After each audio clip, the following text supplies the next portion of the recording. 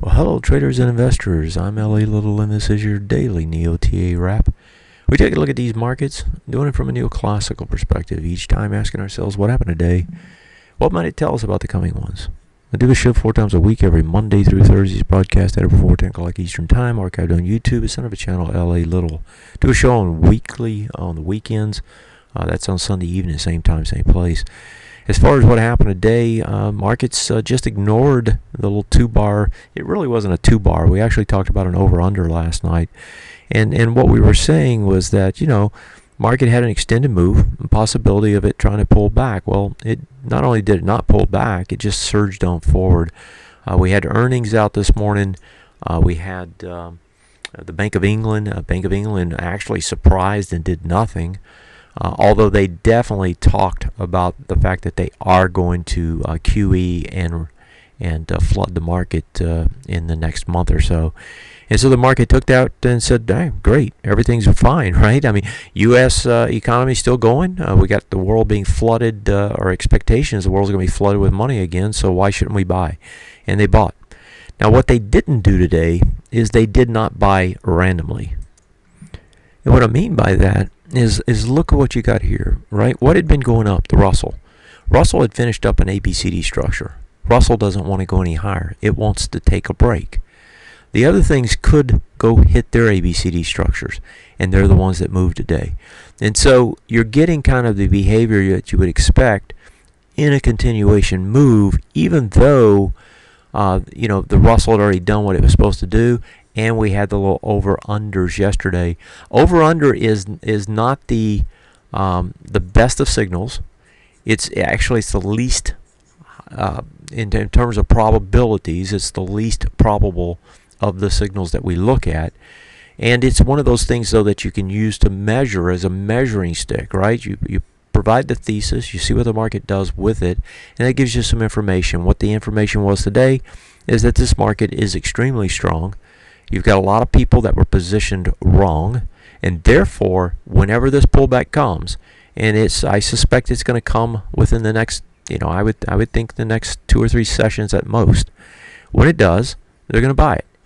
And so with that knowledge, armed with that knowledge, given that knowledge again today, re-emphasized to us, then you want to position yourself to take advantage of that. If you look elsewhere, you had a nice big move overseas, continuation follow through in Europe. If you look at the bonds, they sold back down. They were up yesterday, sold back down today. They tried to take the dollar down again today. Dollar just holds, though. I don't think the dollar is going to try to go down much.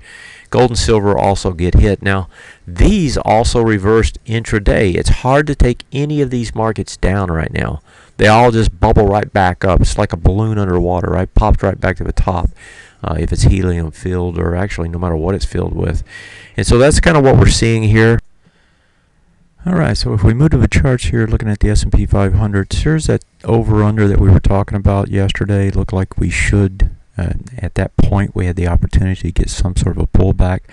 That's what I thought would take place. That was the thesis. That's not what took place. Pushed higher. You have an ABCD structure here. That ABCD structure moves from this low right up to this area here. That's the B point. Then you come back down with a C point, right? So the A to the B to the C and then on up, right?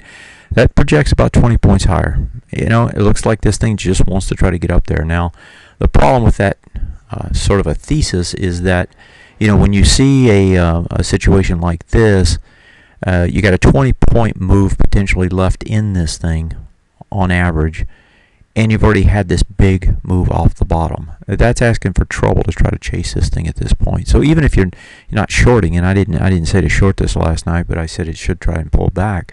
Even if you're not on the long side, you certainly don't want to be trying to short a move like this. You want to be simply waiting for a move that allows you to get back in, or to add to whatever you have, or whatever it is that you're doing. So the ideal here is this thing's moving up. It's got about 20 points more to go. Is it going to go straight away and get up there and get it? I thought that we'd get a nested ABCD structure inside the larger one. We haven't got that so far, but if you're trying to chase this now, you're really asking for trouble, in my opinion. If we move over and take a look at the NDX, NASDAQ, they're doing the same thing. And so you can see, we'll just look at the NASDAQ because they both basically have the same thing. So this one goes over under again, two in a row. And volume is about the same, almost no difference, slightly lighter.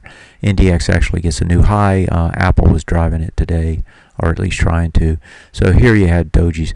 Now here's the case that I was just talking about. This had an ABCD structure that's already finished, the Russell. And what does it do? It can't move. Gets up there, closes on the low. Who has control now? Well, actually the sellers have control the last two bars. So you can see how after you get that kind of a move, it's going to take a rest, and that's what it's doing. And I suspect even if we do push higher on those other two indexes, you're going to see the same sort of behavior when you get up there. Let's move over to the OX markets because we actually had the Bank of England do its thing today. So let's first look at that FXB and see how it had a big bounce coming into the news. Got a continuation today, a little doji up there, and it's just a bounce. If you're doing anything on this, you're using the bounce to get short, more than likely, or at least what you should be doing. If we look at the FXE, let's see what that one did. So that one's coming back into the swing point low, doing another bearish retest, regenerate to try to attempt to push lower again. On the Japanese currency, now the Japan currency had been extremely strong. Now it's getting a big pullback, which should be fueling the gains that you're seeing over in the Japanese index. And then the currency, the Swiss currency, you also have a little bounce going on. But again, these things are not going up very much. The dollar's, as we said, the dollar's hanging. The dollar won't give it up, but it can't move higher yet. Just consolidating after the big move up. So it looks to me like the currencies are fairly quiet, actually, comparatively, even though we had the news out of the BOE today.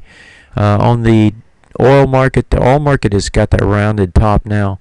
If you look at it on a weekly basis, you can see it more clearly. Got the $50 basically on the WTI, and that was all she wrote. Now look at the bond markets. Now remember, we had bonds, gold, equities, everything was moving higher. Bond market moves down today, but the bond market is actually just coming back into an area where all the volume was. You got all the volume in this area, and so that's where it's coming back into. Volume not that heavy today compared to 2 days back. It looks like it's just setting up another opportunity for one to buy into it. Could it come lower? Sure. Probably the low of this bar is about 138. If we look at the gold market, now both bonds actually, even though they finished higher than they started, they were off pretty good today and didn't get a big recovery. Gold, however, came back into this big bar that you see here, and as it did, the buyers were sitting there waiting on it. So you got this bar with all the volume on it. It's actually from here up. It's a gap up right on the Brexit. As it comes back into that area, what do? They just jump all over it, buy it, send it right back up the other way. You don't have any volume. Got a little ABCD structure. Do you? No, actually you don't. So this would be, this will probably end up being a B point for whatever bounce and a potential ABCD structure down if this is going to continue to the downside. But we've seen time and time again this year gold trying to make a big turn, and I don't know that turn is off or over at this point. Looking at the GCC, which is the broad commodities, still trying to work higher. So these are holding in there pretty well too. So it doesn't matter where you look. Everybody wants to buy everything. There's not much out there that nobody wants to touch. And with the money being flooded into the markets, or at least the expectation that that's what we're going to get, the expectation as a result of that is everything's going to go higher, and so they keep buying into it. I'm going to take a quick look at a couple of these sectors that we looked at last night, because that was what kind of made me think that we were going to get the pullback. It's because we had over-unders elsewhere. SOX actually gets higher and holds higher.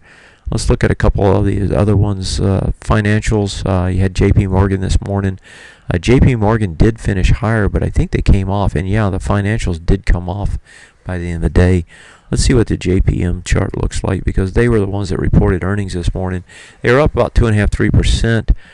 They ended up 1.5%. But again, those are not good looking candles on that sector. You got a bunch more earnings in that sector tomorrow. We'll see if they actually try to sell them off now. They finished their ABCD structure too. Here's technology. Technology just pushes 2 new highs. It's breaking a swing point high, breaking 2 of them actually on the weekly time frame along with the daily. And so the technology, one of the big drivers right now on the upside. XLP, again, safety stock, but continues to find money. Has a over-under tonight, but has more volume, so that says it can just continue on. That's not really a signal of any kind other than the fact that the buyers still want to buy, and XLV still looking stretched, but continuing to stretch higher. And consumer discretionary was getting a good bid, and that one actually finished over and under again. So there's still enough signs out here to me to tell me this is not where you want to be trying to chase a market. You just have to wait for a good entry. And if you have positions, you may look at paring those down a little bit. Or, if you think this has got a bigger move, when you go to the weekly, for example, if you think it's a bigger move and you're not invested enough, you just simply wait and you add it back when you get a chance. I'm going to leave it at that tonight. Markets, I still suspect, are going to come back in over the next 2 to 3 sessions. So now is not the time to be trying to chase markets higher. Have yourself a great one. Thanks for joining me. Take care. I'll see you next time. Good night.